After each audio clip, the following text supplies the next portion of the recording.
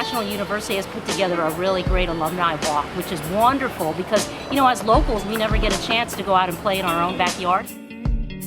It's a Bankers Hill area. It's only 6 blocks away from Balboa Park, about 10 blocks away from Hillcrest. There are 2 canyons, there are 3 bridges, 2 are footbridges, 1 is a suspension bridge.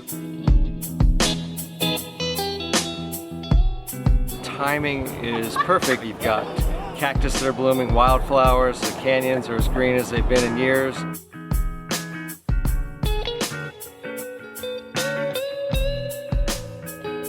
National's doing a lot for alumni. Hopefully more people start to do it too.